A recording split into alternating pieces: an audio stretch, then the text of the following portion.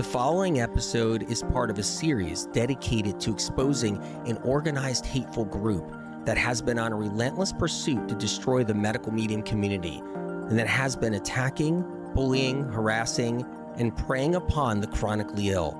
Joining me in this series is a guest named Amber Vizzacaro.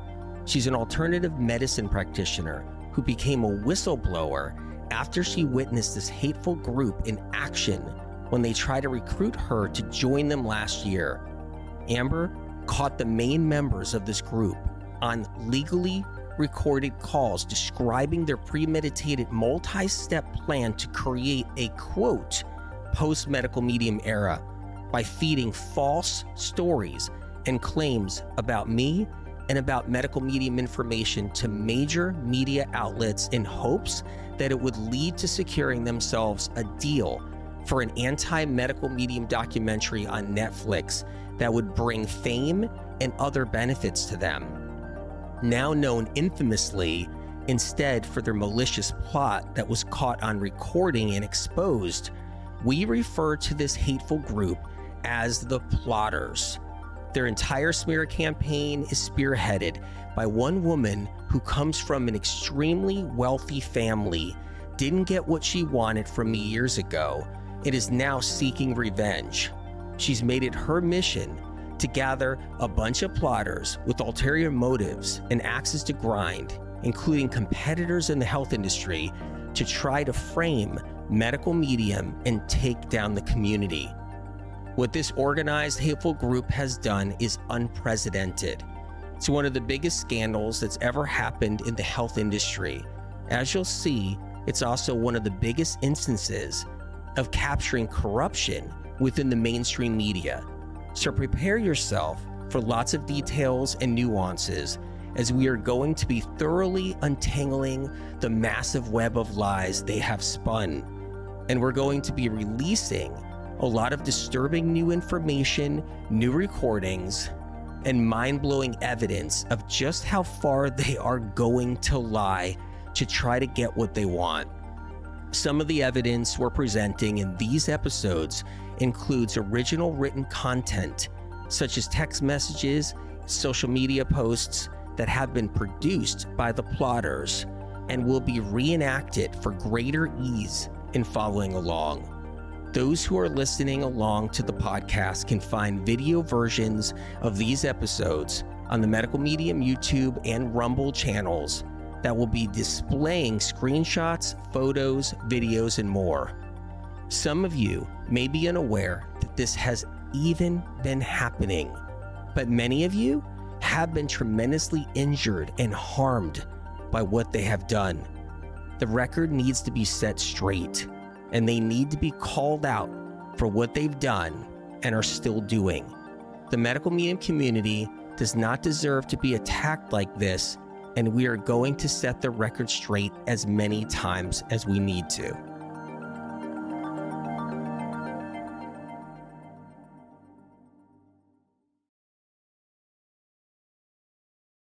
All along, Ashleigh Foster has had ulterior motives. All along, Ashleigh Foster has been wrong. All along, Ashleigh Foster has been lying.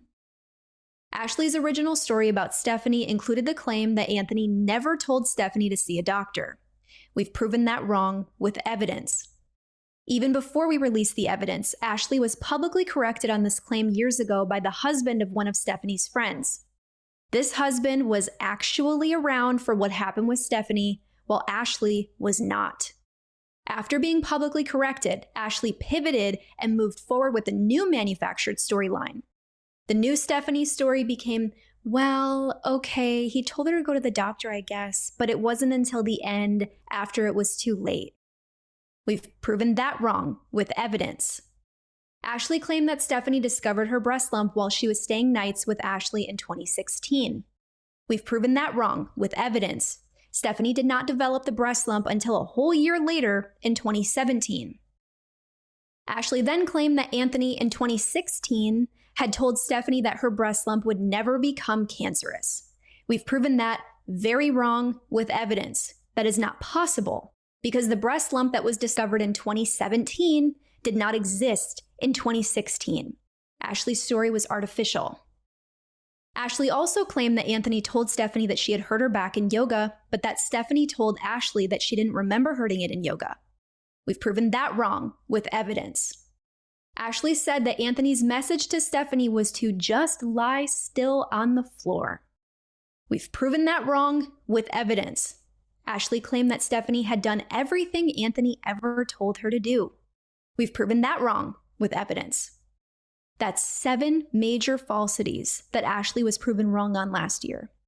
7 major falsities that were designed to tarnish Anthony's reputation and to scare people away from applying medical medium information to heal. 7 major falsities that harmed many people's real lives. 7 major falsities that Ashleigh needs to be held accountable for, among all of the other falsities and lies that have been produced by her since.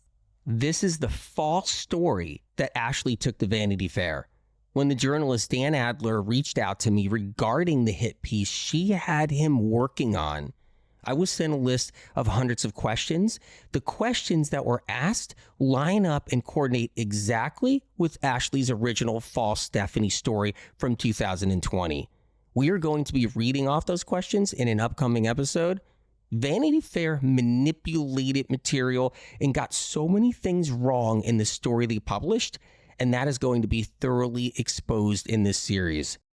But there's a reason why even Vanity Fair would not publish these falsities from Ashleigh that Ashleigh wanted them to. The plotters have since expressed dismay with Vanity Fair by stating that the article only, quote, skimmed the surface. The article is a lie. It just isn't as big of a lie as they wanted it to be. We held back on a lot last time around with these podcasts to give Ashleigh an opportunity to do the right thing, and at the very least, just stop lying and spreading misinformation. Not only has Ashleigh not taken any accountability for the major falsities she's been proven wrong on, but rather she has since continued on with her deranged plot. She's pivoted, she's created new false narratives, and she's manufactured and spread an unimaginable number of new lies. I suspect that another motive of Ashleigh's now is to try to cover her tracks because we exposed on a large scale that her original story about Stephanie was fabricated and that she was lying from the very beginning. We have also only just begun to publicize the evidence of the true corruption that took place in the process of Ashleigh and the other plotters pushing their false storyline onto Vanity Fair, having to hammer it into the head of the journalist, and having to threaten him to get him to publish it.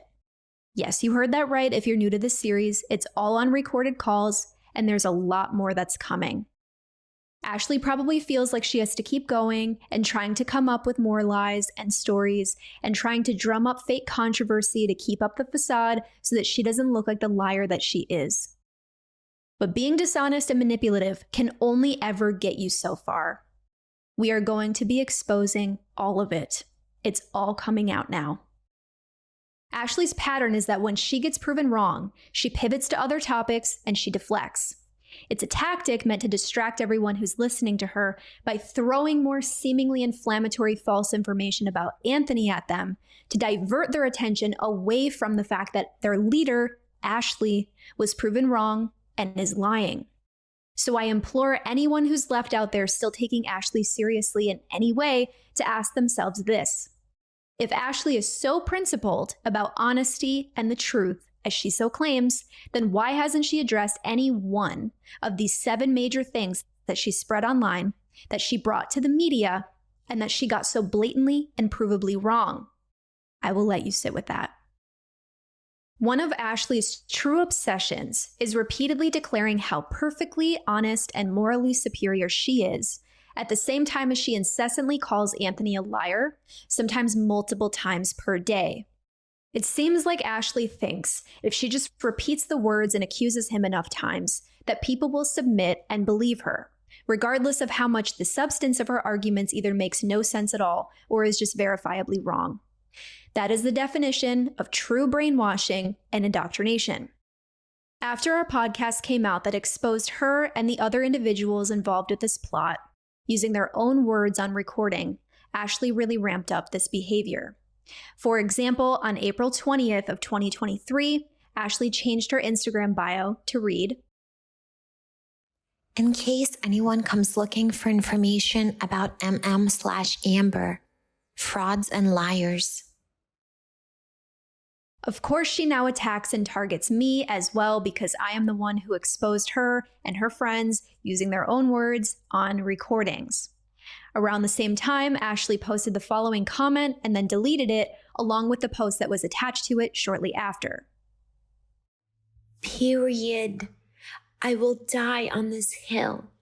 If someone literally pointed a gun at me and asked me to say something other than the truth, I am telling I would not do it. If I don't have my integrity, I have nothing. When asked by a commenter, "Do you seriously believe your own bullshit?"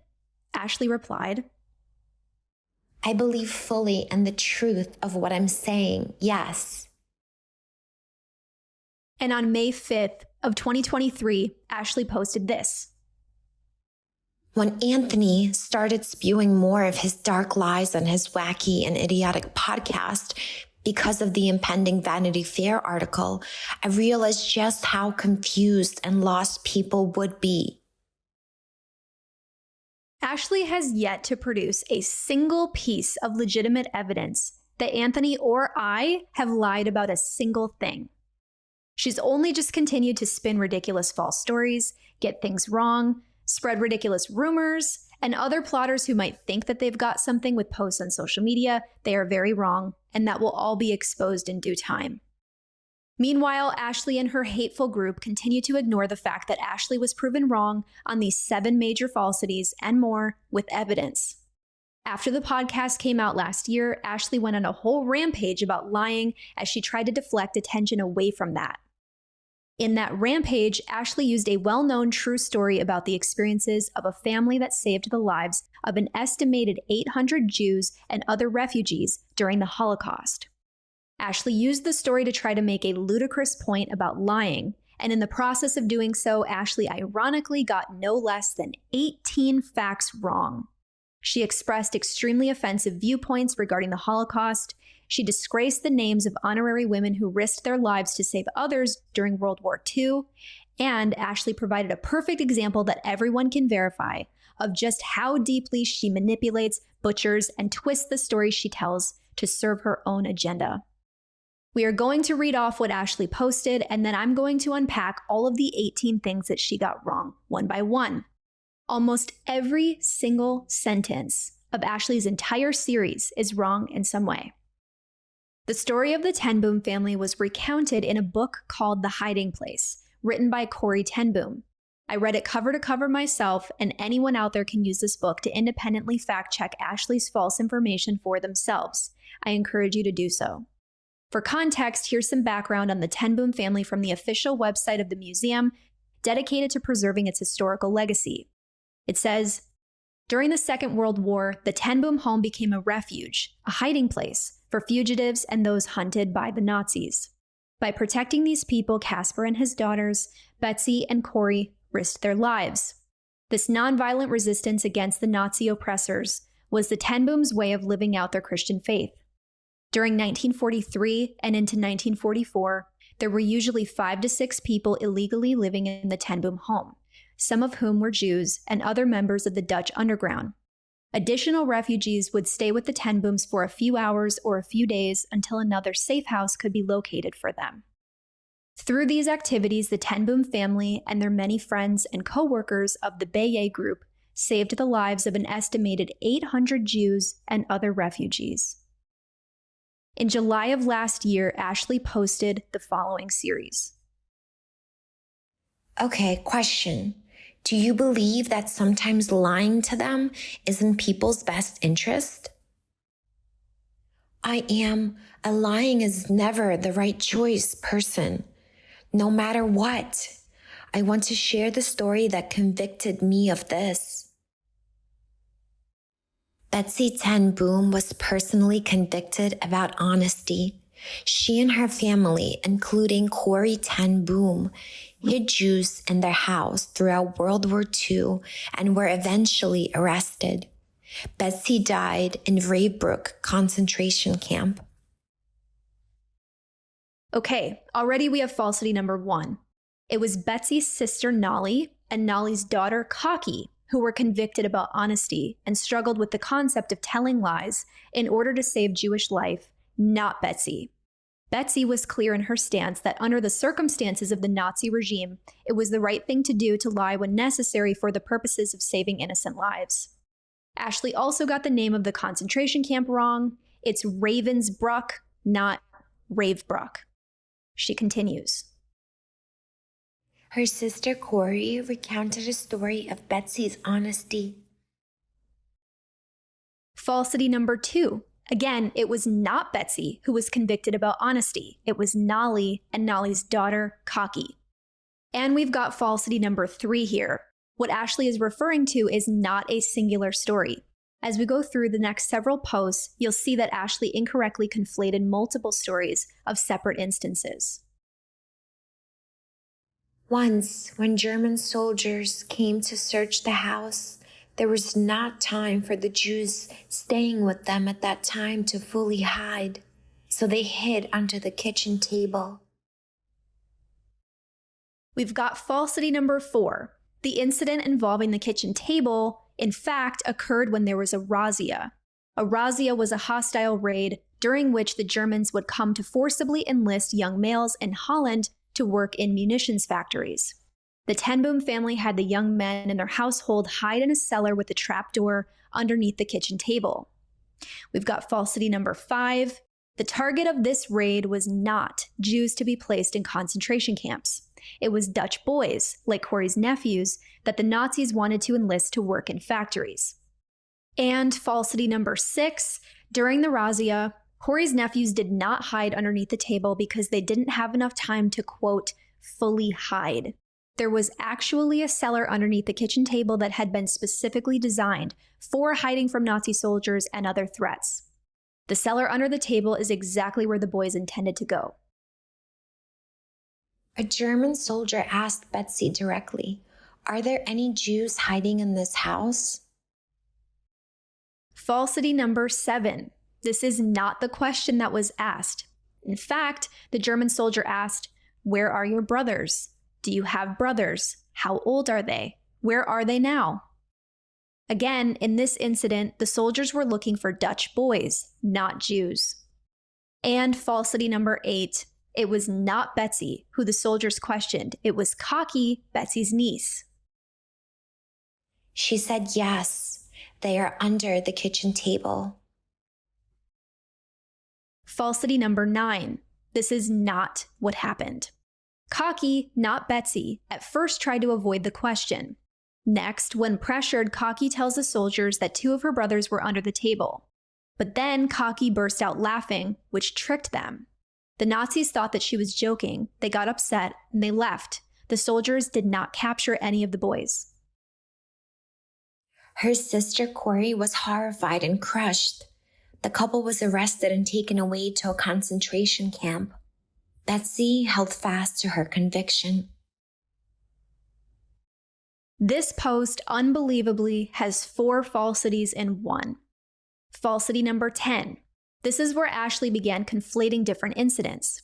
There was a different event, separate from the kitchen table story, in which one individual woman, not a couple, was taken away to the old Jewish theater in Amsterdam. The theater was a holding place from which Jews could be transported to concentration camps. It was not a concentration camp itself. Falsity number 11. Even in this other incident that occurred at a completely different time than the kitchen table story, the Jewish woman who was captured, Annalise, was never taken to a concentration camp. Falsity number 12. Corey was not horrified nor crushed by the kitchen table incident. The kitchen table incident, in fact, made Corey start to question the logic of Nolly and her daughter Cocky, who nearly gave her brothers up to the Nazis. Corey was horrified and crushed by the theater incident that resulted in Annalise being captured by the Nazis, which happened later on. Falsity number 13. It was not Betsy who held fast to her conviction. It was Nolly, and it was in a completely different incident. Less than a week later, The concentration camp those Jews were taken to was liberated by Allied forces, and everyone there was transported to freedom, including the couple that had been in hiding. And this one post from Ashleigh, shockingly, has 5 falsities in it. Falsity number 14, the kitchen table incident was further than a week apart from this event. Ashleigh conflated different incidents and got the timeline wrong. Falsity number 15, in the other story involving Annalise, it was not a concentration camp that got liberated. Annalise was being held in the old Jewish theater, and the theater was broken into. Falsity number 16, the book does not specify that the theater was broken into by Allied forces. Falsity number 17, not everyone in the theater was transported to freedom. Only 40 Jews were rescued, and it was not a concentration camp that they were coming from. And falsity number 18, Annalise was part of those 40 rescued Jews, but she was not part of a couple like Ashleigh said. It is not our job to control the outcome of our actions. It is not our job to decide how and when the truth should be known. We either believe in the immutable importance of it, or we don't. Period. Here, Ashleigh concludes her mutilated version of this story by asserting her ridiculous viewpoint that anyone who lied to the Nazis to protect and save the lives of Jews during the Holocaust was morally wrong. Following her asinine logic, Ashleigh is saying that she believes everyone should have been honest with the Nazi soldiers, even if it led to more Jews being mass murdered. Ashleigh declares that one should not be concerned with the consequences of their actions, even in the context of the Holocaust, and even if their actions enabled genocide.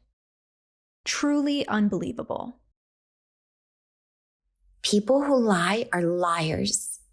If you're willing to lie about one thing, you might be willing to lie about everything. One lie calls into question the entirety of someone's character. What about 2, 3, 4, 100 lies? I mean, how much more ironic could this possibly be?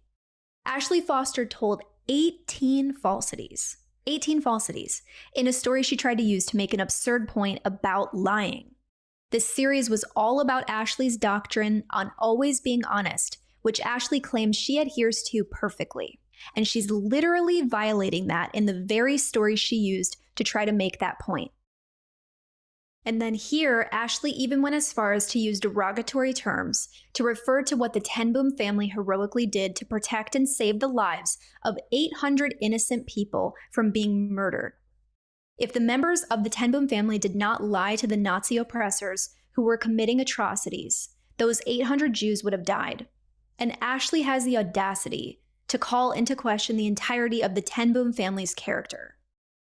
Who cares if people are being tortured, abused, and murdered? It's not your job to worry at all about the consequences of your actions. What's important, according to Ashleigh, is that you try to prove your own superiority like she's trying to do with this warped story that she invented. This is not about promoting lying. It's about having sanity. Ashleigh could have used anything, any other story or anecdote or something else to express herself and make the claim that she doesn't believe in lying.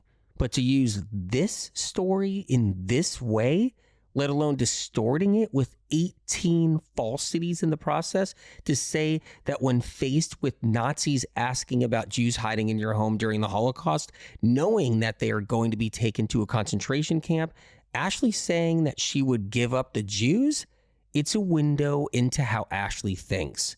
This is what we're dealing with. Who in their right mind thinks like this? Ashleigh's entire false story about Stephanie was built on her original claim, I never told Stephanie to see a doctor. And not once did Ashleigh ever reach out to me or call me up and say, hey, what's up? Did you tell Stephanie to see a doctor? But because she lied, she had to save face and stay with the lie. And that takes a certain kind of person, a person who doesn't want to admit a huge mistake, a person who doesn't want to come clean and keeps going, making more huge false claims, lies, and mistakes If anyone wants a window into Ashleigh's mind, it's this Holocaust story. Tell dozens and dozens of lies and falsities, and then say how one should never tell a lie. So much so that it's best to just call out the Jews hiding underneath the table to the Nazis. You have the daughter of a billionaire family that lies and tells falsities, and she's using this false story about the Holocaust to try to give you permission to not care about the consequences of your actions. This is the entitlement of Ashleigh, who doesn't care about who gets harmed by a false story. She just wants her documentary. She doesn't care who's in the way. When Ashleigh's business proposals got turned down by Anthony and her big career dreams didn't work out the way that she wanted them to, Ashleigh set out on this mission to tear Anthony down, to constantly take stabs at him, to try to blast him in the media, to attack him, to put him and the entire medical medium community down, to belittle and demean them, to try to make them feel small. And there is no low that she will not stoop to in her pursuit.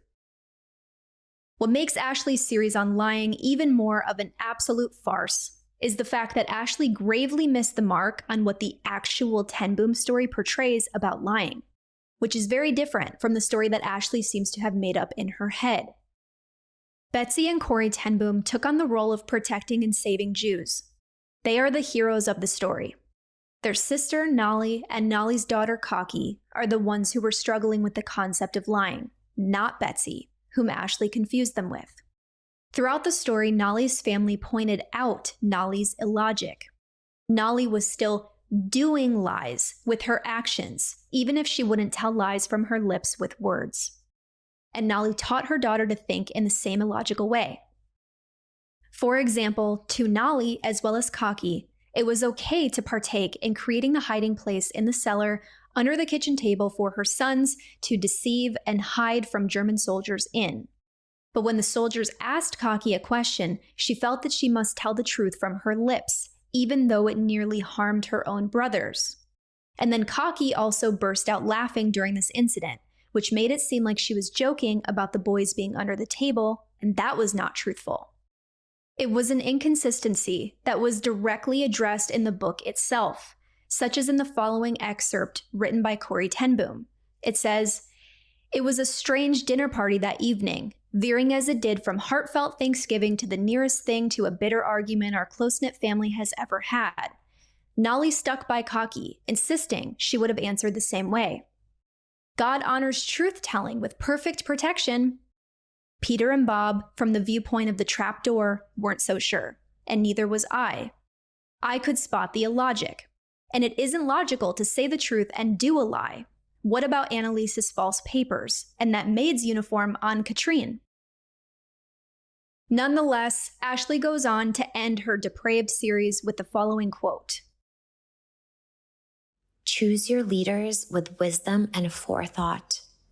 To be led by a liar is to ask to be told lies." Octavia E. Butler. 18 falsities later, and on top of the repulsive spin she put on a Holocaust story, Ashleigh also disrespected the names of true heroes. Betsy and Corrie Ten Boom were incredible, honorable leaders. By demonizing the decisions these women made under entirely evil circumstances in order to save hundreds of people's lives, Ashleigh utterly disgraces the Ten Boom legacy and all of those who fought the absolutely reprehensible acts of the Nazi regime, including the 6 million Jews who perished during the Holocaust. And then, of course, what Ashleigh's inferring with all of this is that I'm a liar and that she's not. She's saying that she's such an honest person, she wouldn't even lie to protect a Jew during the Holocaust, while she's telling a story herself with 18 falsities in it. This is Ashleigh's pattern. She accuses people of what she's actually doing. Ashleigh lies. Ashleigh tells false stories. Ashleigh's version of the hiding place story had 18 falsities in it. In Ashleigh's March 6, 2020 Instagram post about Stephanie, there were more than 15 falsities. In the comment section of Ashleigh's March 6, 2020 Instagram post about Stephanie, Ashleigh told more than 15 additional falsities. In Ashleigh's March 7th, 2020 blog post about Stephanie, there were more than 20 falsities.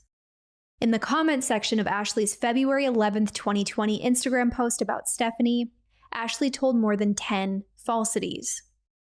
In just these few instances alone, Ashleigh told a total of 78 verifiable lies and falsities. For someone who supposedly feels so strongly about the truth that she believes it's not even right to lie to save a Jew's life during the Holocaust. For someone who claimed that they are a lying is never the right choice person no matter what, that's a lot of falsities. I am a lying is never the right choice person, no matter what. A lying is never the right choice person, no matter what. But wait a second, in addition to the immeasurable number of falsities and flat-out lies Ashleigh has continued to spew in the last year, like saying that her family doesn't have a private jet or vacation homes when they do, and that she's never made money off of Instagram when she has, Ashleigh also has a documented record of instructing other people to lie and be dishonest for her. In fact, I am one of those people. In my calls with the plotters last year after they had explained their plan to smear Anthony and try to create a post-medical medium era, Ashleigh said this to me. So I'm just grateful that you're on that, that you're exploring that now, and I hope that you'll honor Robbie and Taylor's confidence by not sharing with anything with Anthony until it's the right time. It's a little bit of a dynamite, like a loaded situation right now. And Taylor said this to me as well. I wanted to make sure you wouldn't tell Anthony. Can we hear that again? I wanted to make sure you wouldn't tell Anthony. I wanted to make sure you wouldn't tell Anthony. The plotters and Ashleigh specifically wanted me to keep everything they told me a secret from Anthony. If Anthony had reached out and asked me what was going on, Ashleigh's expectation was that I was supposed to lie to him. Ashleigh apparently believes it's never the right choice to lie, not under any circumstance, no matter what, not even to save people's lives during the Holocaust. Except when Ashleigh wanted me to lie for the benefit of her and her friends, that was somehow okay. On July 16th of 2018, a friend texted Ashleigh and said, "By the way, a pure encapsulations order I placed went missing and they are calling me, but just in case they accidentally call your number, that's why, haha." And Ashleigh replied, Okay, just tell them I placed the order for you because I'm not supposed to let people use my account. LOL. So here, Ashleigh is letting a friend use her supplement purchasing account, and she's acknowledging that she's not supposed to. This is what Corey and Betsy Tenboom from the hiding place story that Ashleigh referenced would call doing a lie. Then Ashleigh's also instructing her friend in this text to lie about who placed her supplement order. As her actions make very clear, Ashleigh said she is a lying is never the right choice type of person only because that suited her narrative of the moment, as that is obviously not something Ashleigh actually believes in or lives by. Again, we're not arguing for or against the morality of lying here. I'm simply pointing out the absolutely unhinged contradictions in Ashleigh's own thinking, writing, speech, and behavior. Since the beginning of Ashleigh's mission to smear Anthony, Ashleigh has attempted to shield and cover for her falsities by saying that she's just sharing her truth. She's also tried to infer credibility based on her purported direct experience with Stephanie for a short period of time. In the comment section of a post Ashleigh made on February 11th of 2020, she said this. The reason I chose to share exactly what I did about her story is because I was there for that small part and physically present with her. So I felt like something I could share truthfully. In this comment, Ashleigh is referring to the false timeline that she also repeated later on in 2020. in which Ashleigh stated that Stephanie had discovered her breast lump while Stephanie was staying with Ashleigh in 2016. As we've shared many times, this is incorrect. The evidence clearly shows that Stephanie discovered her breast lump on March 6th of 2017, a whole year after the timeline of Ashleigh's fake story. Ashleigh was not with Stephanie when Stephanie discovered her breast lump in 2017. As we discussed previously, Ashleigh admitted that she did not see Stephanie once during the entire 2 years that passed between the time that Stephanie stayed in Ashleigh's home in 2016 and the time that Stephanie passed away in 2018. Ashleigh did not visit Stephanie during the time of her injury, nor when Stephanie was in the hospital. Ashleigh's even admitted that she barely kept in communication with Stephanie at all during the time of her injury. On March 6th of 2020, she wrote this. Steph and I didn't talk often during her back injury. The truth is that Ashleigh was not physically present for any single part of Stephanie's entire journey with her breast lump, her back injury, her cancer, or her passing. So not only is Ashleigh devoid of facts, but the single leg of credibility she tried to stand on by saying that she was physically present for a small portion of what Stephanie experienced with her breast lump is a lie.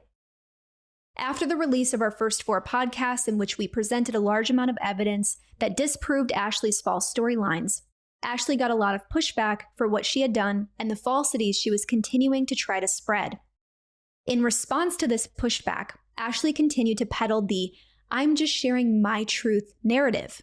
It's a tactic to try to evade being held to an objective standard of the truth. Rather than presenting legitimate facts or evidence, Ashleigh constantly uses and relies upon "someone told me," "I was there for it," "I experienced it personally," or "I heard a rumor" statements, which cannot be verified and, of course, can easily be fabricated. And even if it were a valid pass that she's just sharing her truth, Ashleigh can't even get her truth straight. In all of Ashleigh's attempts to make Anthony and medical medium information look bad, she's told numerous stories multiple times in completely different contradictory versions that cannot all be true at the same time. Here is an example of a storyline Ashleigh told 4 different versions of. On February 11th of 2020, when Ashleigh first started posting false information about what had happened to Stephanie, she got a commenter who said, "I find this very hard to believe." And Ashleigh replied, That's okay, I understand. I worked really hard while writing this to make sure everything I wrote was absolutely true and not opinion.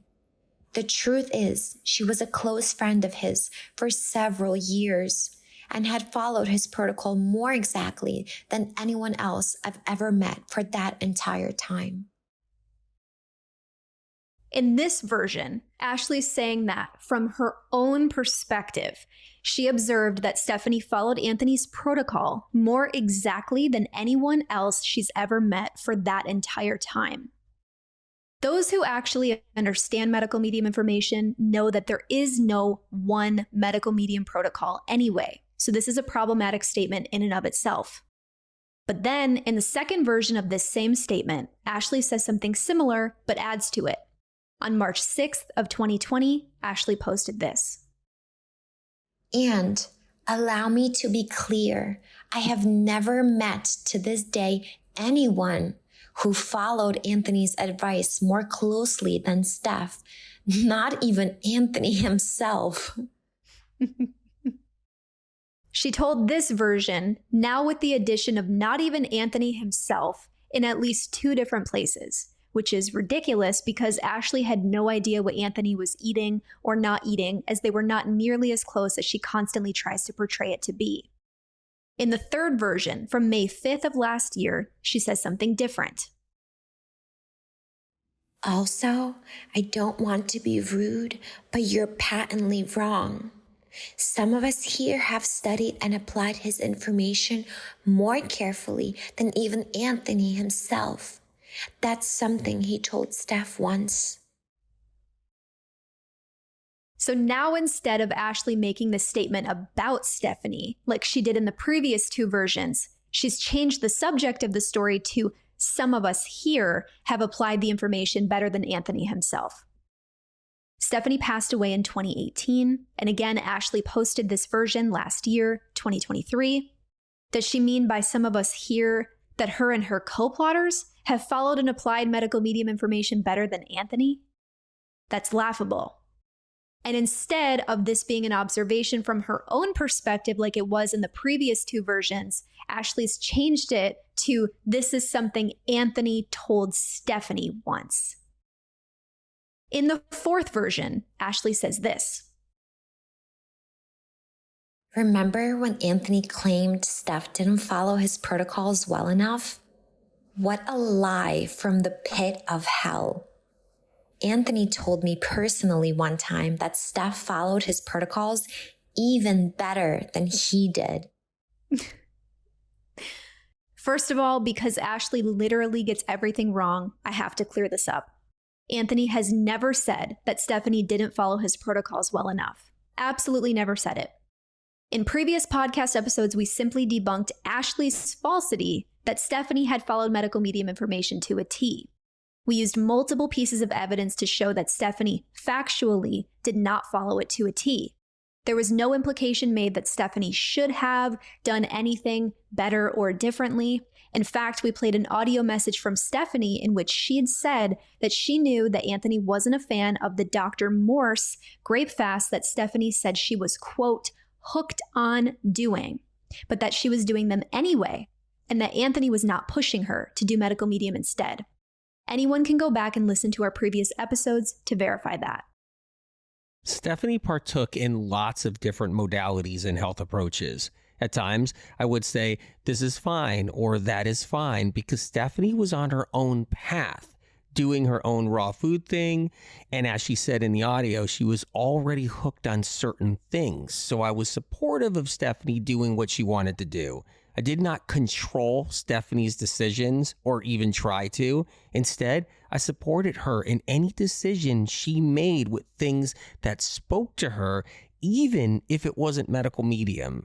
They're trying to punish me for not controlling Stephanie's wishes and health choices. And then they're also trying to punish me and blame me for supposedly controlling them. This is very abusive behavior on their part. Ashleigh said that Anthony's claim was a lie from the pit of hell when Ashleigh fully made up the claim. He never said it. What we did share on the podcast was hard evidence from Stephanie herself, far from a lie, and Ashleigh saying all of this at the same time as she herself is telling an actual lie as part of a story she told 4 different contradictory versions of. In this fourth version of the same story from Ashleigh about what Stephanie was eating and doing, instead of the statement being an observation from Ashleigh's own perspective or something Anthony told Stephanie once, like Ashleigh said previously, now she's changed it to Anthony told Ashleigh that Stephanie followed his protocols even better than he did. So which is it? All of these 4 story versions contradict themselves, and they cannot all be true at the same time. That is because Ashleigh is lying, and she can't even keep her own made-up story straight. Ashleigh did not know what I was eating. I didn't speak to Ashleigh about how I ate. I didn't tell Ashleigh that Stephanie ate better than me. I never talked to Ashleigh about Stephanie at all, so it's not even possible. I never told Stephanie that Stephanie eats better than me. Ashleigh's just fabricating stories again.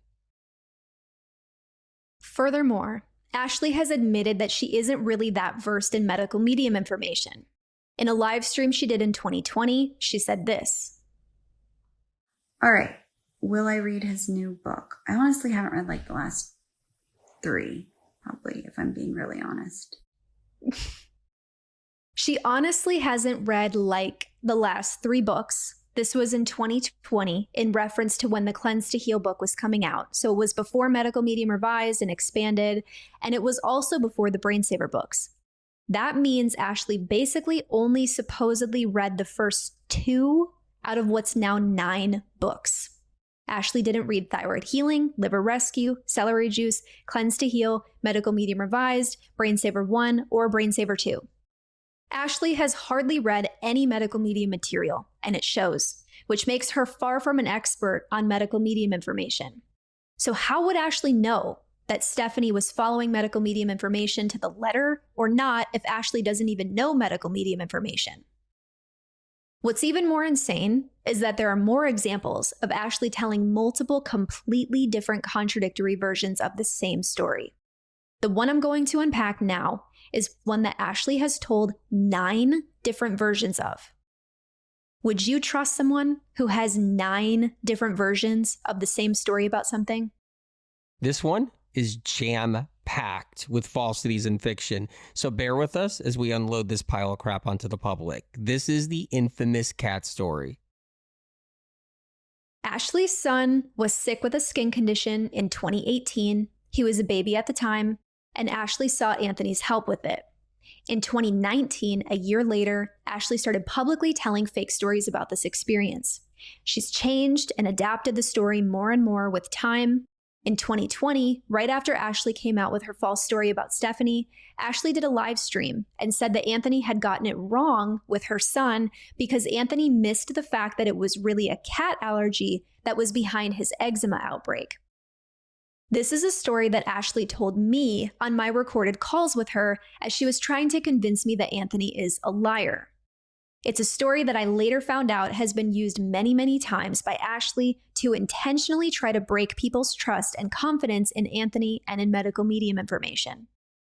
Most people who have turned against Anthony have heard it. It's a story that Ashleigh is still telling to this day. It's the cat story. The cat story. So as the real cat story was actually happening in real time in 2018, there is a documented record of Ashleigh telling the story correctly and consistently to 4 different people. When Ashleigh's son was actively dealing with his eczema outbreak, Ashleigh texted with Anthony, Anthony's wife, and 2 different friends about what was happening. I have all the texts, and these 4 truthful versions serve as a record for contrasting with all of the fabricated versions that Ashleigh has told since. Now, since 2019, Ashleigh has told 5 false versions of the cat story that we are aware of, and who knows how many other versions she's told that we haven't seen. Not only are these 5 versions false, contradictory, and different from the 4 truthful versions of the cat story from when it was happening in 2018, but they're also each different from each other and they contradict one another. I'm going to first play one rendition of Ashleigh's fake version of the cat story, which was told during her April 1st, 2020 live stream. We are redacting the name of Ashleigh's son for his privacy, so every time you hear a bleep throughout the series, it's someone saying Ashleigh's son's name, or in one instance, the name of another one of Ashleigh's children. In regards to it's interesting. I feel like it's another thing that just stood out to me as concerning. When got really bad eczema, of course, Anthony and I were really close, and I had followed a medical medium approach during pregnancy, and so it was like, holy cow, what is going on? Of course, I called Anthony about it, and we talked. He changed my diet a lot. Well, not a lot, but he was very clear about like, you need to cut out almost all fat except avocado from your diet. I was doing like more of the cashews and the nuts and seeds and stuff. And so I did. I took that out of my diet, and slowly started to get a little bit better over the course of the next 6 months until he finally healed. But the actual turning point in his healing came when we went to Hawaii and realized that he was severely allergic to cats because he was doing really well. And then we changed Airbnbs to an Airbnb where there was a cat, and he started breaking out in eczema again, like the following morning, just like full body hives. And so we realized, oh, he has a cat allergy. And that was causing like the bulk of the problem.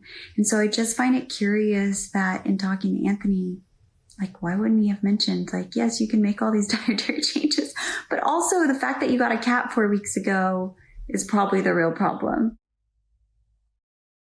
So Ashleigh was breastfeeding her baby during this time, and what she was eating had the ability to impact her son through her breast milk. Ashleigh's saying here that she was doing nuts and seeds, and that Anthony had told her to cut out almost all fat except avocado. She's saying that when she did that, her son's eczema started to improve gradually until it healed completely. But that she, on her own, realized that the actual turning point was when they were in an Airbnb in Hawaii with a cat in it, and her baby broke out in eczema again. Ashleigh is saying that she realized that he was reacting due to a cat allergy that Anthony had missed. Sounds convincing, right? If Ashleigh had reached out to you on Instagram like she's doing to many people, tried to recruit you into her hateful group, and told you this story, what would you think? Why didn't Anthony catch that it was a cat allergy? He's supposed to be able to do that. He should have known that it was a cat allergy. He's obviously not who he says he is. Well, here's the real story of what actually happened. From Anthony's text thread, we know that Ashleigh's baby started having an eczema outbreak on June 19th of 2018. And then there's a text thread between Ashleigh and a friend from when her son was dealing with his eczema in real time. On June 28th of 2018, the friend texted Ashleigh and said, "Hey honey, how are you? How's the rash?" Ashleigh replied, Hey baby, doing good here. Gearing up to head to Dallas tomorrow. It's still pretty bad, but not getting worse. I think it's actually starting to scab up.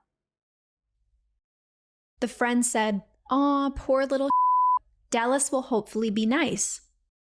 Ashleigh sent a photo of her baby's eczema and said this. I talked to Ant and he said it's most likely the cat. Okay, we have to pause here. This is the smoking gun. Ashleigh texted her friend saying that Anthony told her it's most likely the cat. Whereas in the 2020 version of the story, Ashleigh said she herself discovered that the cat was causing her baby's skin problems and that Anthony had missed it. Here it is again, the 2020 version. And so we realized, oh, he has a cat allergy. And that was causing like the bulk of the problem. And so I just find it curious that in talking to Anthony, like, why wouldn't he have mentioned, like, yes, you can make all these dietary changes, but also the fact that you got a cat 4 weeks ago is probably the real problem. Versus what actually happened according to Ashleigh's own text messages from 2018. I talked to Ant and he said it's most likely the cat. Ashleigh Foster is a liar. There you have it, right out of the horse's mouth, Ashleigh's own words proving that she lied. Now we can continue. I talked to Ant and he said it's most likely the cat. Cat has been gone 4 days, but I'm sure there's still a lot here, so Dallas might actually help it heal up further. Well, I mean liver issues, but the cat, as you know. The friend said, "Aw, the poor baby. So did you give the cat away or just having a break from it?" And Ashleigh replied, We gave it to our friends who wanted it really badly. I really love having a pet around, but they create so much mess. And our home just feels so clean now. Ashleigh's saying in these text messages that Anthony told her that her son's eczema outbreak was due to liver issues plus the cat. Ashleigh also says that they gave the cat away on June 24th of 2018. This is 4 months before the Hawaii retreat. Remember that. In the fake story she told in 2020, Ashleigh said it wasn't until the Hawaii retreat that she realized that cats affected her son's skin condition. But in reality, Ashleigh had already given their pet cat away 4 months before the Hawaii retreat even took place. Again, Ashleigh Foster is a liar. Then, on July 14th of 2018, Ashleigh texted the same friend. Poor little is so bad. It's breaking my heart. Anything I can do? I'm drinking celery juice, nettle tea, of all green and oil and very low fat. Is getting little sips of celery juice too. I'm taking zinc and vitamin C in high quantities. The friend said, "Poor baby. Is this worse than he was at the start? No, it was worse at one point. The friend asks, it's been ebbing and flowing then, or just gotten a little better and not gone up and down? Ashleigh says, That's sort of what it's done. The friend replies, well, that's normal for a rash at least, a bad one anyway. It could still just be that his immune system is weakened still from the cat and the allergic reaction, and it will get better soon. If it's not worse right now, that's a good sign. Are you drinking a lot of OJ? And Ashleigh says, No, yeah, it isn't continuing to get worse at least. Just slower to calm down than I thought. Anthony had told Ashleigh already that the cat was a trigger for her son, and Ashleigh had gotten rid of the cat nearly a month prior to this conversation. As you can see, everyone Ashleigh spoke to was well aware that the cat was a trigger because, as Ashleigh said in her own text messages, that was something Anthony had told her from the beginning. On August 15th of 2018, the same friend asked, "How's?" And Ashleigh replied, He's not great, pal, but I'm trying to be patient. We're having our whole house cleaned top to bottom this weekend, including all furniture and our HVAC system. It still hasn't been as bad as at its worst. The friend says, "Aw, poor little guy." Keep the date that Ashleigh got her house and HVAC system cleaned in mind for later, August 15th. In a conversation that took place a month later, on September 19th of 2018, Ashleigh says this. Still dealing with skin, but I spoke with Ant and he got us on the right track. I think we'll be through it in the next few weeks. I was having very little fat, like maybe 1 tablespoon of cashews a day, but it turns out it's not the fat itself, it's the nuts. He actually said, like olive oil would be better than cashews in terms of helping heal. So I got completely off any nut seeds. He seems like he's starting to come through it. So now we're getting into what was happening with the fats. The friend responded, "I'm thrilled about yippee. Keep me posted on his continued healing. Been praying for him." Next, we're going to read off a series of texts Ashleigh sent to a different friend, also in mid-September of 2018, telling the true story, consistent with the last text thread we just read off, of what Ashleigh had discussed with Anthony about her son's skin. Nothing crazy, but he said to give a little vitamin C, 200 milligrams per day, and that I shouldn't be eating any nuts or seeds. He actually said olive oil is fine, but no nuts or seeds because of the arginine. And then he said lots of squashes and green juices for me. If you remember, in the fabricated cat story Ashleigh told in 2020, Ashleigh said the real turning point was when she realized her son had a cat allergy while they were in Hawaii with a cat in their Airbnb. In the real story of what actually happened, the true turning point was when Ashleigh listened to Anthony's guidance to cut out nuts and seeds. When she realized it was not the fat that was the problem, it was the nuts and seeds specifically. When Ashleigh cut those out, as she said in her own words, her son started to turn the corner and get better. And then from October 15th through October 21st of 2018, Ashleigh hosted a retreat in Hawaii. This is the retreat that took place right before Stephanie passed away. I've spoken to individuals who were at this retreat. One of them shared with me, first of all, that there was not a cat in any of Ashleigh's Airbnbs, only an outdoor cat around one of the Airbnbs that was not allowed inside. This person also shared with us that at the retreat, Ashleigh started eating nuts again, and that is the real reason why her son's skin flared up again. I have a copy of the menu Ashleigh created for the retreat, and it has nuts in at least one of the meals for almost every single day of the retreat. Here are some examples from the menu. We've got a chopped salad with ranch dressing, which included Brazil and cashew nuts, a taco bar with cashew cream, which is basically all cashew. There was a cashew curry sauce, which is basically all cashew as well. There was a pasta with cashew butter in the sauce.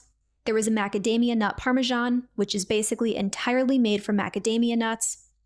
There were potato pancakes with a roasted garlic cream sauce, which is basically all cashew again. There was a pad thai with almond butter in it. There were sweet potato fries with a cilantro lime crema, which is basically all cashew. There was a horseradish sauce, which included a lot of cashews. There was also an option for almond butter sauce on collard wraps.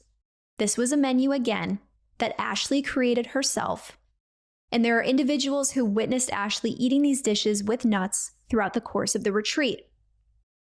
When Ashleigh returned from the retreat, she got off of nuts and seeds again, and that is when her son's eczema cleared up for good. Again, there are witnesses. It is not possible that Ashleigh's son was still being affected by their household cat around the time of the October retreat, like Ashleigh said in her fabricated 2020 version of the cat story. I'm going to walk through the facts of the timeline. Ashleigh first texted Anthony's wife when she was thinking about getting the cat on June 7th of 2018.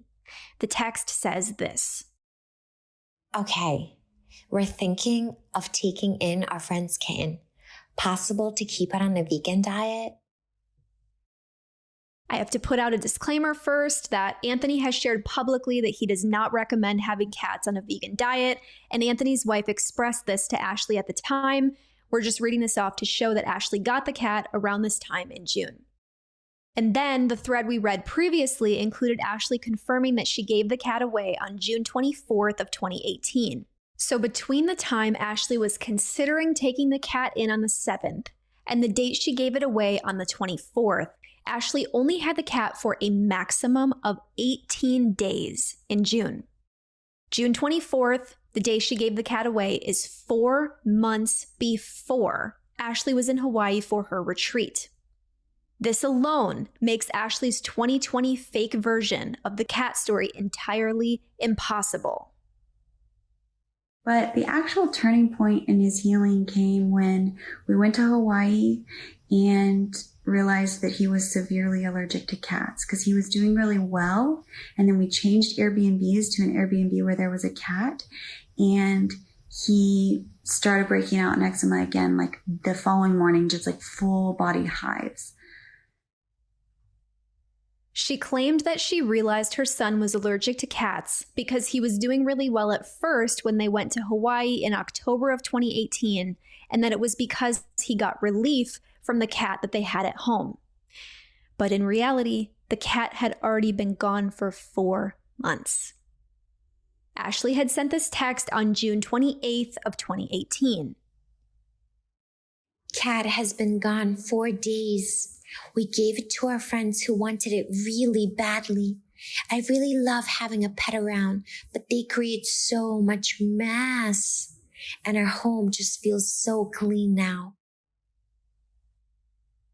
I will say again that Ashleigh Foster is a liar. The cat story she told publicly in 2020 was fabricated. And she went on to tell more fabricated versions of it. Keep the facts and records of what really happened with Ashleigh's son, his eczema, and the cat in mind as I unpack several other fictitious cat story versions. The facts are that Anthony did tell Ashleigh that the cat was a factor in her son's eczema.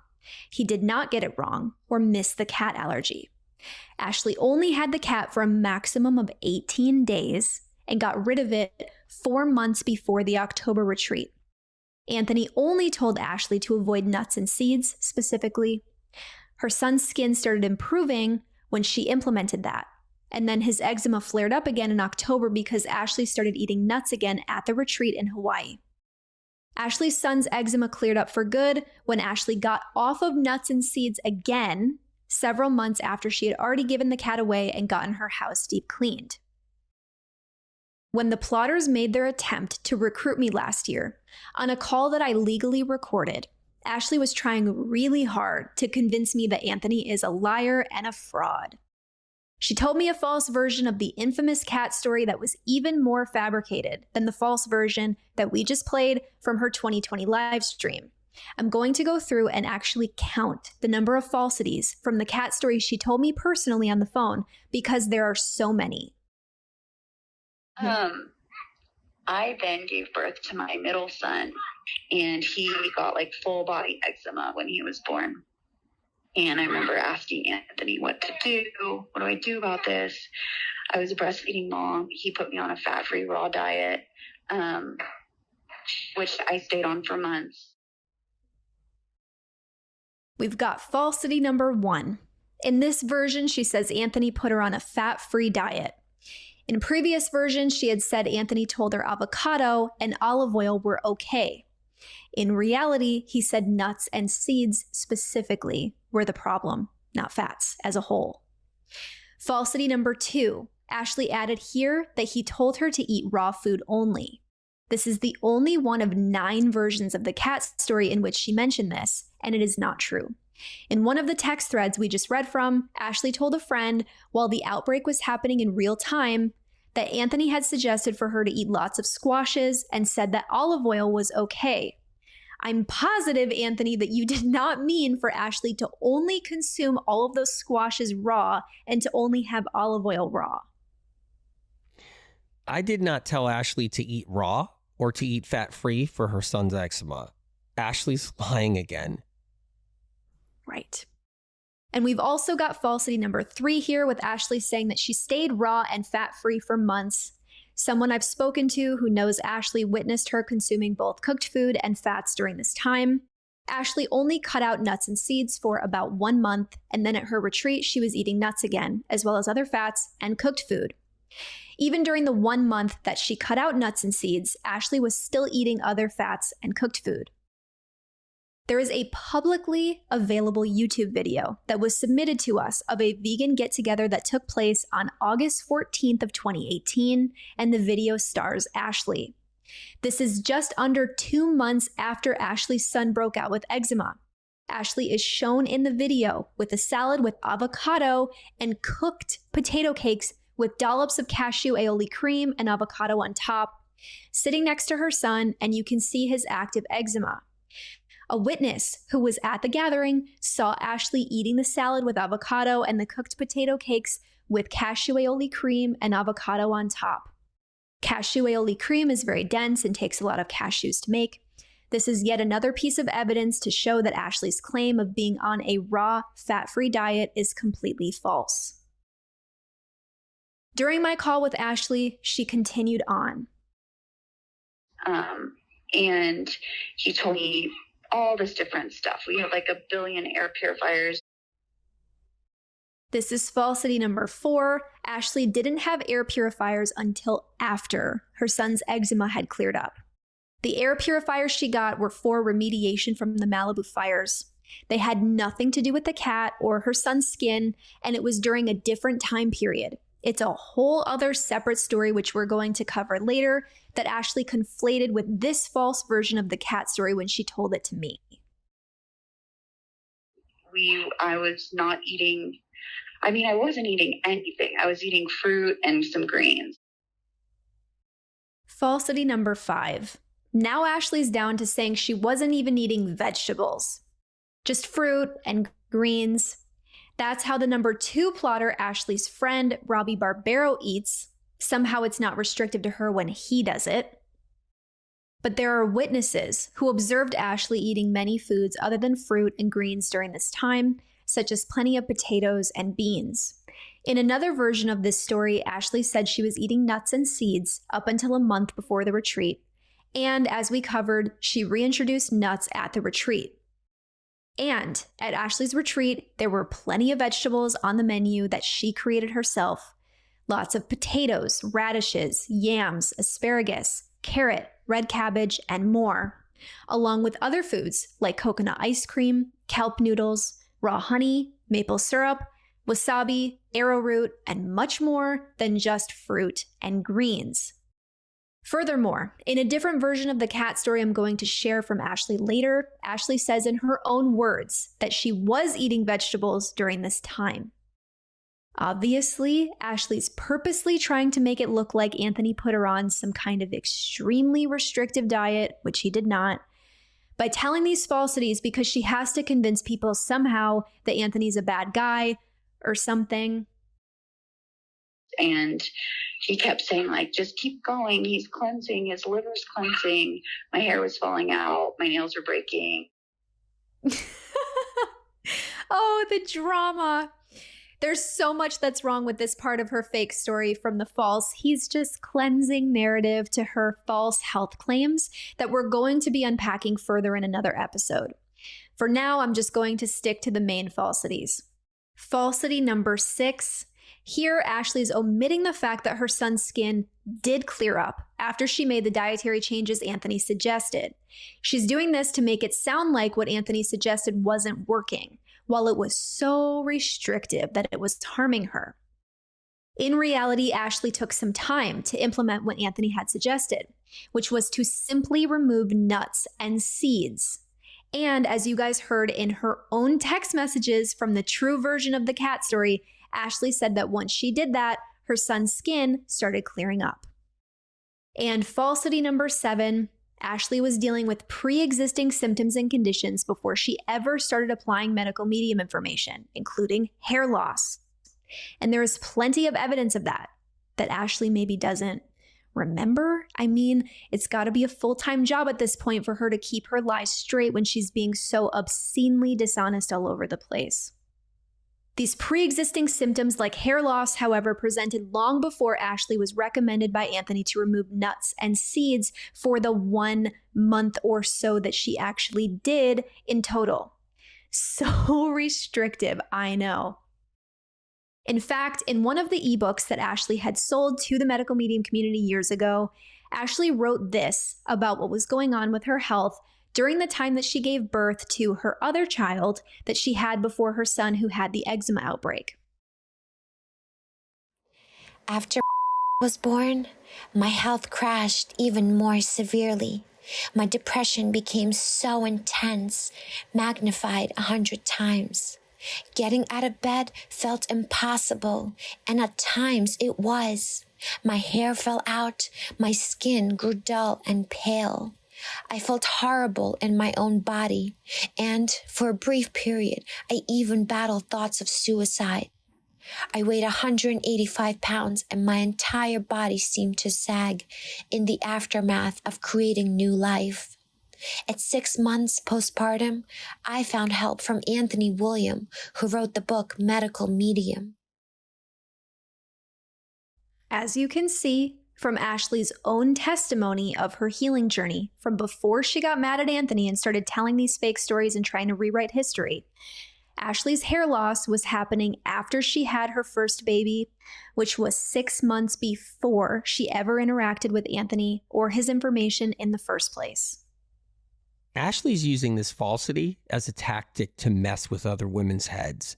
It's a great way to scare women who are applying medical medium information. Women do not want to lose their hair or the health of their nails. Yeah. And that's real fear-mongering.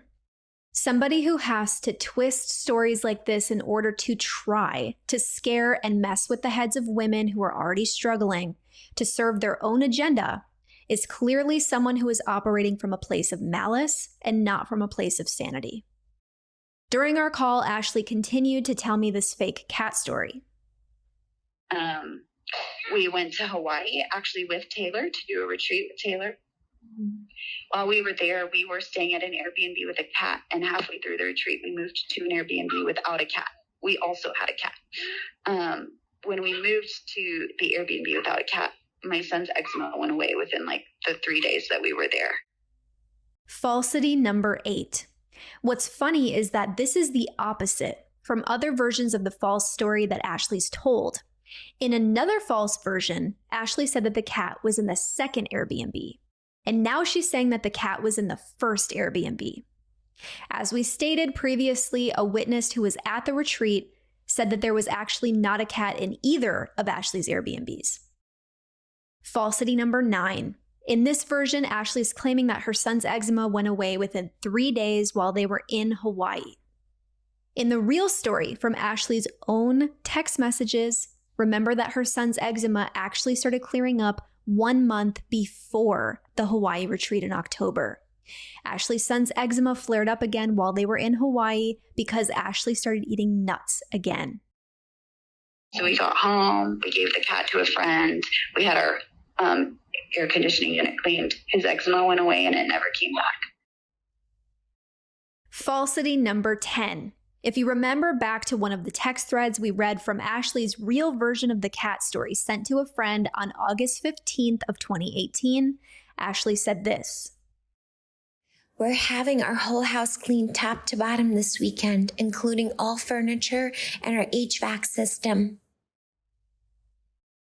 In fact, Ashleigh had her air conditioning unit cleaned the weekend of August 17th, which was 2 months before the Hawaii retreat, not after the Hawaii retreat. And that concludes this version of the cat story, leaving us with 10 total falsities in just one of the multiple fictitious versions that Ashleigh has told of this cat story. Ashleigh has adapted the infamous cat story more and more with time. Right after we released the first podcast about the plotters, a lot of people were shocked to figure out that Ashleigh was behind this attack on Anthony and the community because they remembered how much Ashleigh has said in previous years about how Anthony has helped her and her family. One woman recounted what she had seen in a Facebook group that she was in with Ashleigh during the time of her son's eczema problem. In a comment thread from April 20th of 2023, the woman said, AW helped Ash's baby recover from pretty severe eczema. I don't know if Ash had issues herself or just her baby. I remember seeing before and after pics. Ashleigh replied with another version of her fake cat story. Respectfully, can't let these inaccuracies go unaddressed. Anthony did not cure my son's eczema. He told me to go on a fat-free diet as a breastfeeding postpartum mom. He recommended it for months and months and months. He specifically told me that I just needed to keep going to detox to help my son. We went on a trip and realized that my son was allergic to cats. We came back and gave our cat to a dear friend. My son's eczema went away within the week and has never come back. I, however, have suffered incredible depletion from being on such a restrictive diet for so long. I went on to have 2 miscarriages while continuing to follow Anthony's advice. Wow. This false version is even more extreme than the last. Ashleigh has a pattern of escalating the severity of her fake stories over time, presumably after not getting enough of a rise out of people initially. Here, Ashleigh's telling the same falsities about Anthony missing the cat allergy and that Anthony had told her to go on a fat-free diet. This time, she says, for months and months and months. Ashleigh also told the same falsities about how Anthony told her to just keep going to detox her son, that she herself discovered the cat allergy at the retreat, that they gave the cat away after the retreat, and that her son's eczema cleared after the retreat. None of which is accurate. Now she's added in outrageous health claims to imply that not only Anthony got the cause of her son's skin problem wrong, but also that his recommendations were restrictive and caused her harm. She says that she, quote, suffered incredible depletion from being on such a restrictive diet for so long. All of this is inaccurate. Again, we're going to be thoroughly addressing Ashleigh's outrageous health claims in other episodes. For now, I'm going to share the text message that Ashleigh sent to Anthony when she reached out to him for help with her baby's eczema. Sweet is pretty miserable still, Aunt. I'm doing the basic things I can do while breastfeeding. Celery juice, low fat, grain-free, zinc, vitamin C. He's getting a little celery juice too. Any other thoughts for me? Poor little bug seems so miserable. I'm willing to do something extreme like a melon juice and green juice, fast or something, but I don't want to detox and make him worse. Ashleigh has made it clear over and over again that she's never understood medical medium information. Anthony very much advises against things like melon juice and green juice fasts. Ashleigh said herself here that she was willing to do something extreme to help her baby. That was Ashleigh's input. Ashleigh herself has a history of extreme dieting that existed long before she ever discovered medical medium information. In a post Ashleigh made years ago to promote one of her ebooks, Ashleigh shared a photo of herself in a wedding dress, appearing very thin, and she said this: I was thin before my first pregnancy, but it wasn't a healthy, calm thin. I used juice and water fasting to control my weight, and it swung wildly all over the place. Even at times when I was thin, I experienced a lot of mental chaos around food. Ashleigh's first pregnancy, as I went through previously, was before she ever connected with Anthony or medical medium information. For her son's eczema, Anthony said no to Ashleigh's suggestion of melon juice and green juice fasting and literally recommended for her to simply remove nuts and seeds from her diet to help him. Millions of people with nut and seed allergies live without them every day.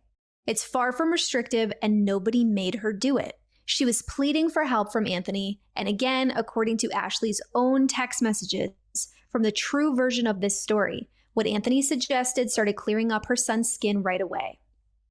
In the same comment thread from last year, Ashleigh added, For clarity's sake, you need to know that during that entire time, we had the cat in our house while Anthony was calling me and doing check-ins with Spirit and telling me that the eczema was just cleansing and I needed to keep on my restrictive diet. Weird that Spirit never mentioned the cat to him 6 months earlier, right? I mean, is this a joke? This is how dangerous Ashleigh is. Every single line of that comment is wrong. This is a perfect example of blatant falsities Ashleigh is peddling to damage Anthony, to plant fear and doubt, to deliberately try to convince people that Anthony doesn't have accurate information and that he's harming people, and she's trying to break people's faith. She's a faith buster. Here she's saying the cat was in her house the entire time Anthony was talking to her. But Ashleigh got rid of the cat on June 24th of 2018. This was 4 months before she's now claiming that she gave the cat away. She said, weird that Spirit never mentioned the cat to him 6 months earlier, right? This is false, ridiculously false. Anthony mentioned the cat as a trigger from day one. But this is exactly how Ashleigh deceives and manipulates people. She's trying to rewrite history here to create an entirely false narrative. I don't care if people believe in my gift or not. That's okay. That comes with the territory since I was 4 years old. But people should be able to make that choice for themselves without a falsity persuading them. I did know about the cat, and I told Ashleigh, plain and simple. As the comment thread goes on, the woman who remembered that Anthony had helped Ashleigh's baby with eczema continued to question Ashleigh's false story. She said, did you have 2 babies with skin issues? I pulled up my notes. I have 414 pages of notes from our group. Found a convo between you and Maniza about you getting a kitten. And had a whole body rash a week after you got the kitten. Maniza suggested zinc and C for you, not him. You asked about the cat, and she said yes, totally about the cat. The group that this woman is referring to was a Facebook group. She's saying that another woman had suggested for Ashleigh to do vitamin C and zinc for her son's eczema. Ashleigh implemented that, and then Ashleigh texted a friend about her taking these supplements on July 14th of 2018, months before the Hawaii retreat in October. Anthony and people in the medical medium community all knew that the pet cat was part of the problem way before Ashleigh and her son stayed in the Airbnb that Ashleigh is trying to claim had a cat in it. A woman who wasn't even involved had 414 pages of notes from the time that this was happening, and she knew that Ashleigh's fake cat story on this thread wasn't adding up and was contradictory to the notes she had taken. In the same comment thread, Ashleigh tried to convince yet another person of her false cat story. To this person, she said this. Here's my experience.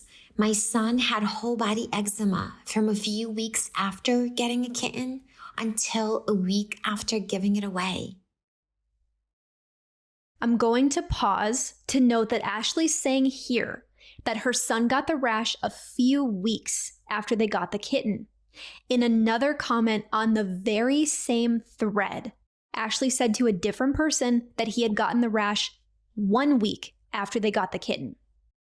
The comment one version: My son had whole body eczema from a few weeks after getting a kitten. Versus the comment two version: We had a cat for a week when he got the rash. Which is it, Ashleigh? A few weeks or 1 week after getting the cat? It can't be both. This is getting embarrassing for the woman who said that she would never tell a lie and calls herself a truth teller. Ashleigh continued on with her fake cat story. The way we realized what was causing it is that we stayed in an Airbnb without a cat, and he began to improve. Then we moved to an Airbnb with a cat, and he declined. The difference was rapid enough that we noticed, got rid of the cat. His severe whole body eczema that he had for 6 months of his life went away and never came back. So that's my experience. I feel like a broken record, but that's all I have to share. Here we have a lot of the same falsities from other fictitious versions. And in this version, Ashleigh also again flipped the order of the Airbnb with a cat and the Airbnb without a cat.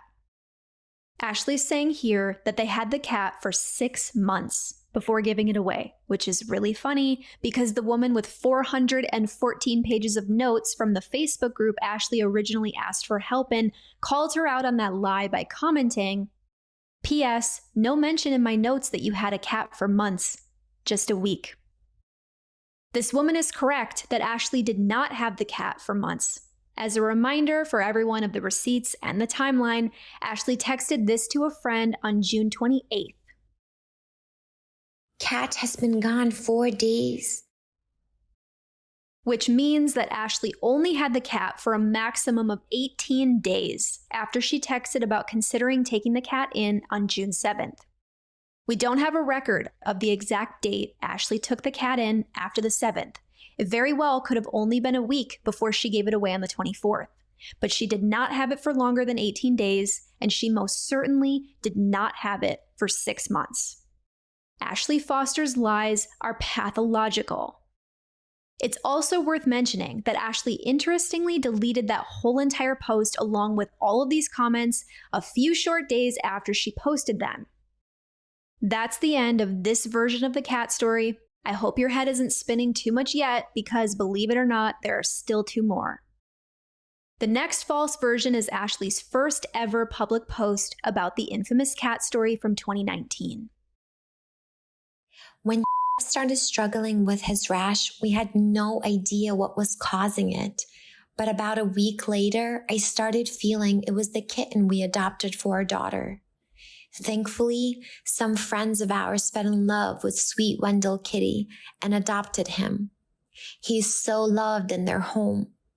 But even after the cat left, the reactions continued. They got a little better, maybe, but it was so hard to tell because it kind of came in waves. Okay, right here she's admitting that they got rid of the cat early on, not months later, and that it still didn't fix the problem, which is true. She's leaving out the fact that Anthony told her the cat was part of the problem and that that's when she made the decision to give the cat away. She's acting like it was her own discovery. In other versions that she claimed the cat allergy was her own discovery in, she claims she didn't make the discovery until going to Hawaii later on. Here she's claiming that she made the discovery essentially right away. Ashleigh continues. On the advice of medical medium, I completely overhauled my diet and took out nuts, seeds, oils, anything that could potentially be an irritant. My diet consisted and still does of fruits and vegetables. If you want to know more about what I eat, you can check out my story highlights. The diet changes helped so much and were a critical component. Ashleigh is admitting here, at least, that the dietary changes did help and were a critical component. She's misrepresenting the dietary changes as if Anthony had advised her to cut out oils and only eat fruits and vegetables, when in fact, he said that olive oil was fine and simply told her to cut out nuts and seeds. In this story version, Ashleigh wasn't clear about the timeline of the dietary changes. Ashleigh only implemented getting off nuts and seeds after September 18th in 2018. And that's when she started seeing results in her son. It was only less than a month before she went to Hawaii and started eating nuts again. Then Ashleigh said this. But our guy kept on reacting.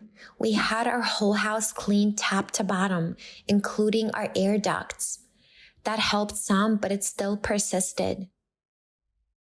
Now she's saying that her son kept reacting even after the dietary changes, which is not what she said in other versions and doesn't even make sense in the context of the rest of this version. Ashleigh's also admitting here that her air ducts were cleaned early on, before the retreat, and that still didn't fix the problem, which is true and contradicts what she said in other versions about getting the house, including the air ducts, cleaned after the retreat. She goes on. It wasn't until we went to Hawaii that we found the final piece of the puzzle. We stayed in an Airbnb that had a cat in it before we arrived, and within hours, broke out in hives all over his body. Here's where it gets absurd, because this part makes no sense after what you just heard her say. Ashleigh's deliberately leaving out so many things from this story. She's leaving out the fact that Anthony told her that the cat was a trigger for her son's eczema, and that's when she decided to get rid of the pet cat in the first place. She's leaving out the fact that she was off of nuts and seeds for less than a month, and then she started eating nuts again at the retreat. She's leaving out the fact that the menu she created for her Hawaii retreat was full of nuts. She's leaving out the fact that the real reason why her son broke out in eczema again in Hawaii was because of the nuts she reintroduced. Now Ashleigh's saying that there was a cat in the Airbnb before they arrived, whereas in other versions she always said there was a cat in the Airbnb while they were there. Ashleigh also contradicted herself with this one by saying that the retreat cat was the missing piece, acting like it was such a surprise, when she said in the beginning of this same story version that she already knew their pet cat was a trigger, and that's why they had given it away 4 months prior to the retreat. And now we have the 9th and final version of Ashleigh's cat story, which she is still weaving and twisting to this day. Ashleigh posted this one right at the end of last year, 2023, as she was rattling off a ridiculous list of reasons why Anthony is supposedly a liar. I have another one with my son's eczema where he kept telling me it was because I was eating too much fat. I was a postpartum nursing mom eating like less than half an avocado a day. And, you know, he had me testing our house for mold and doing all this stuff. And my son was allergic to our cat, and we figured that out ourselves. And so that was another one where I was like, wait, why was he so wrong? Why was he so wrong? My son was allergic to our cat, and we figured that out ourselves. Versus what actually happened, according to her own text messages. I talked to Ant, and he said it's most likely the cat. And she also said that he kept telling me it was because I was eating too much fat. Versus what actually happened. Still dealing with skin, but I spoke with Ant, and he got us on the right track. I think we'll be through it in the next few weeks. I was having very little fat, like maybe 1 tablespoon of cashews a day, but it turns out it's not the fat itself, it's the nuts. He actually said, like olive oil would be better than cashews in terms of helping heal. It turns out it's not the fat, it's the nuts. As you can see, Ashleigh Foster is a liar who lies about lying while accusing Anthony of being a liar as she's lying and has told 9 different contradictory versions of the same story. Yet another contradiction is that in one of these versions, Ashleigh claimed that her only fat source each day was avocado, and in the other version, she claimed that her only fat source each day was cashews. These two things cannot be true at the same time. And in this most recent version, Ashleigh also added in for the first time the claim that Anthony had her, quote, testing for mold and all this stuff, which is just blatantly not true. That is completely false, and it's very telling that she's only adding that on now, years and years after she started telling this story.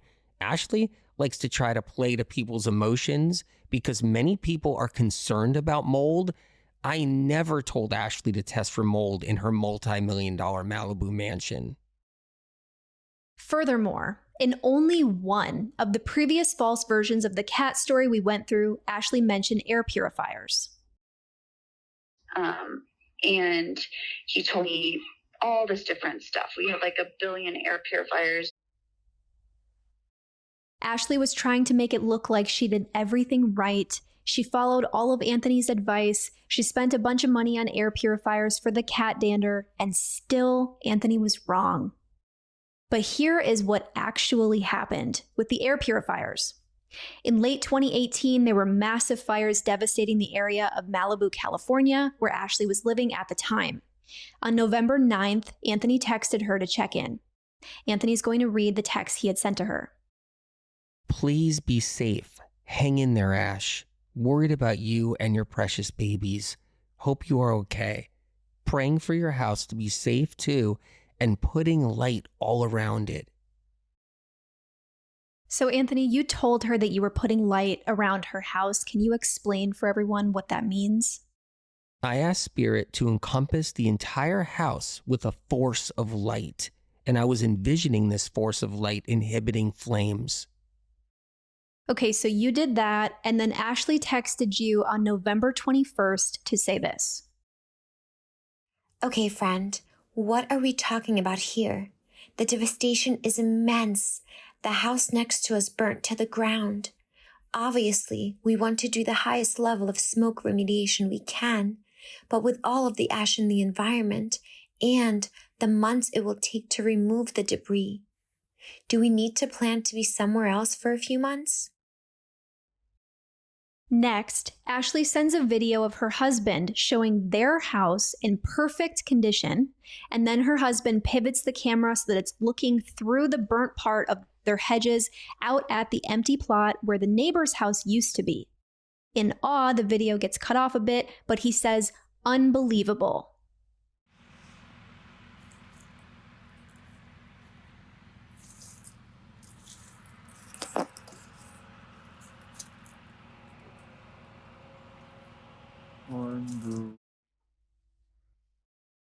Next, Ashleigh sends this text. That's our house versus the house next door, supernaturally protected and surrounded by angels. So Anthony and Spirit protected Ashleigh's multi-million-dollar home with light, and the video shows that her house was completely untouched by the fires, while her neighbor's house was completely disintegrated down to the ground. It's literally right next to Ashleigh's home. There's hardly any space in between. It's just a very tall wall of hedges, and only a small part of the hedges burnt down. That whole thing should have lit up in flames and taken Ashleigh's house along with it. It makes no sense. There's nothing left of the neighbor's house, and it's truly a miracle that Ashleigh's home was left entirely intact. Then Anthony texted her back. Amazing. Your house was so protected. If you stay there, you just have to stay inside a lot because when the wind blows, there's a lot of ash in the air. That will go into your lungs. But if you're inside a lot and the inside isn't saturated with smoke smell, then you can stay there and work with it. Once the rain comes, the outside will be so much better. The conversation continues. Okay, I think in general, we're planning to stay away until beginning of the year. and have the whole house treated with ozone and clean top to bottom. You think by January is a good bet? Yes, that's what I would do. Wait till then. And we're going to buy some of the IQ air filters. It's important to note here that in this conversation that takes place 1 month after Ashleigh's Hawaii retreat and is about smoke remediation, not about eczema or a cat, Ashleigh brings up air filters and says they're going to buy some for smoke remediation. Anthony was not the one to bring it up. The conversation goes on. Some rain could come in between too. Yep. Yes. Lots of rain predicted. Get the multi-gas one. Plus, when the rain comes with no brush to hold it back, there will be lots of landslides. So best to be away, yes. Got it. Thank God. Amen. So many prayers covering our home. Thank you. Okay. So as I said, this was 1 month after Ashleigh's Hawaii retreat. Ashleigh had gotten rid of their household cat on June 24th of this same year, 5 months prior to this conversation. The air purifiers were her idea, and she got them for smoke remediation, not for pet dander or her son's eczema like one of her false versions of the infamous cat story suggested. It's also worth noting that this conversation on November 21st about Ashleigh's home took place 8 days after Stephanie passed away. Ashleigh made no mention of Stephanie or any problems she had with Anthony around it, but she certainly wanted his help with her multi-million-dollar home. I know that this is a lot for everybody to take in. Thank you, Amber, for doing this for the community. The evidence we presented today shows that Ashleigh can't get anything right, even historical stories that can be easily fact-checked.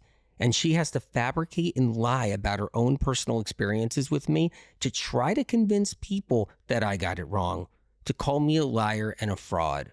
When, as you can see here, she is caught so many times in just what has been covered in this episode alone, lying and telling fraudulent stories.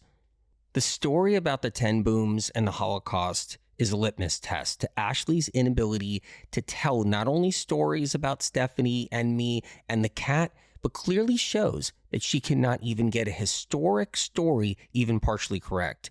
It's one thing when people hear all these versions of lies and falsehoods and her made-up stories, but it's another when you have a landmark such as the 10 booms to clearly see how Ashleigh can't get it right.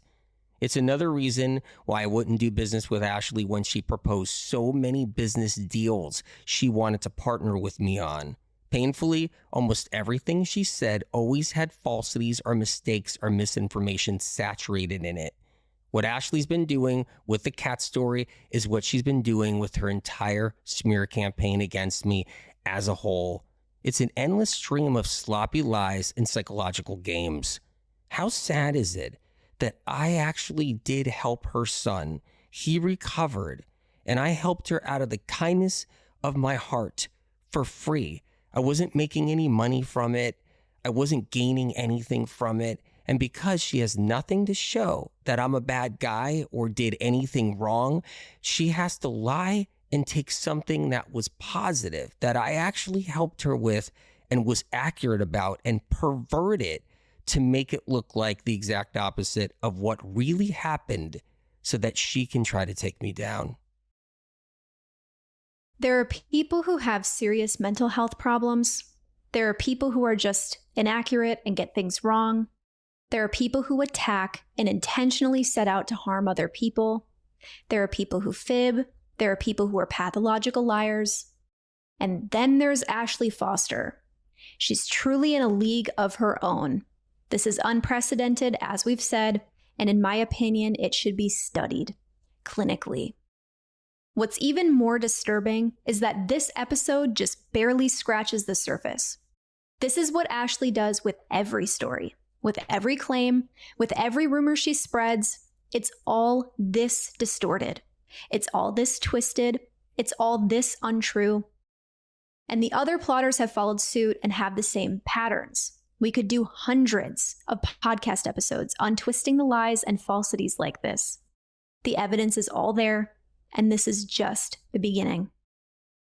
With the Stephanie story, Ashleigh and Stephanie's brother are abusing the fact that nobody else has access to the entirety of Stephanie's text threads with all of the people who were involved, or any of the other evidence, to see what Ashleigh and Stephanie's brother have hidden, manipulated, taken out of context, and altered as they're making outrageous claims against Anthony and trying to rewrite history to push a fake story.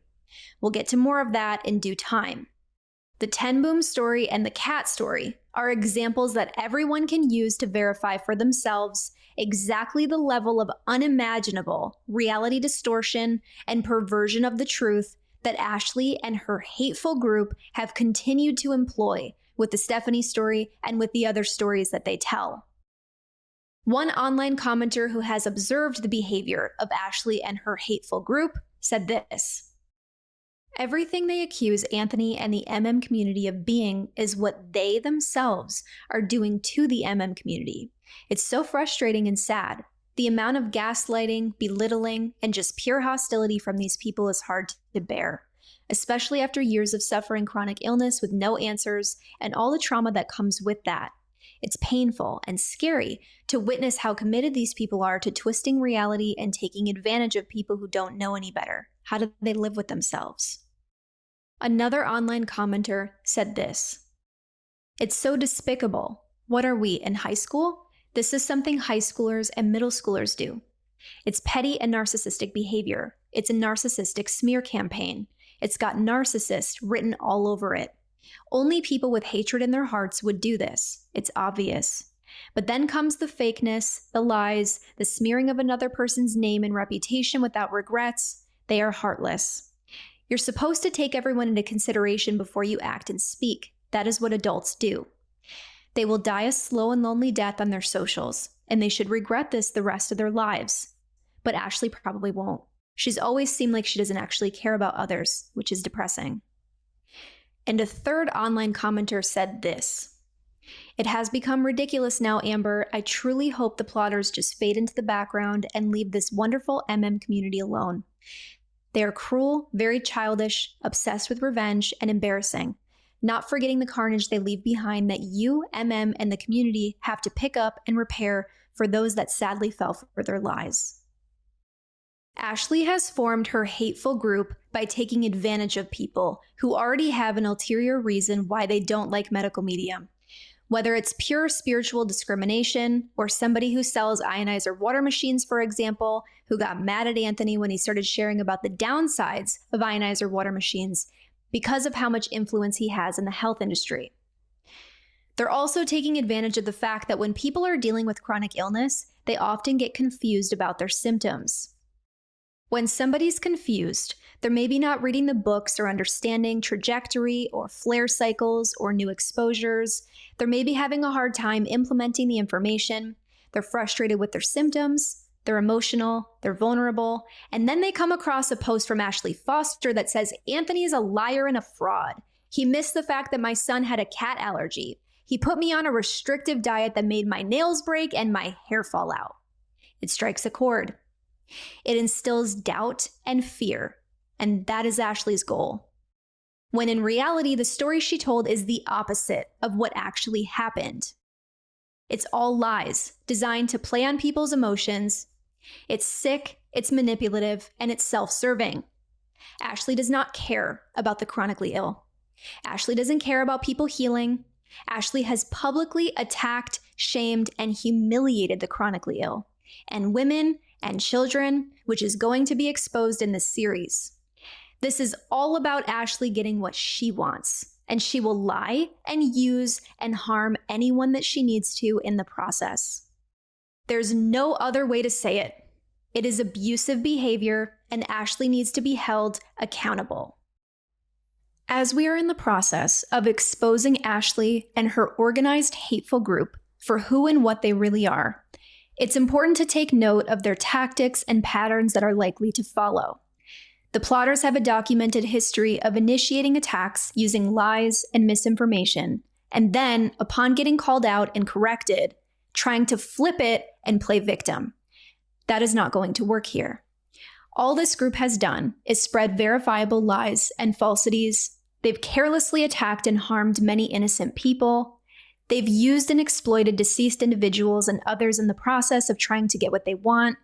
They've repeatedly, explicitly expressed the intent to harm medical medium, and they've even deliberately tried to stop Anthony from doing a free event to support and raise money for the community. We have every right to set the record straight and to defend the truth with facts and evidence, and to defend the chronically ill against the malicious attacks of this group, and we are going to continue to do so. We expect the plotters to evade and ignore what they have done wrong. We expect them to continue to lie and spread falsities. We expect them to pivot onto something new they'll make up. And we expect them to skew and alter data and to hide critical pieces of evidence that undermines their entire campaign. We also expect the plotters to fabricate explanations as they do everything they can to try to discredit what we're exposing them for having done and said in their own words. But we are using their own text messages, voice messages, social media posts, words that they spoke on recorded calls and other published materials. There's no use of any AI in any of these episodes and never will be. All of the information was fact-checked and forensically investigated. If you've been harmed, deterred from your healing process, bullied, shamed, emotionally upset, or physically hurt by flare-ups of your conditions from the stress induced by the plotters' attacks, like hundreds of others have reported, please go to medicalmedium.com/safe space to submit your report and share your story. If you've been contacted by anyone who's tried to deter you from using medical medium information, please take screenshots and screen recordings and submit them to the same place, medicalmedium.com/safe space.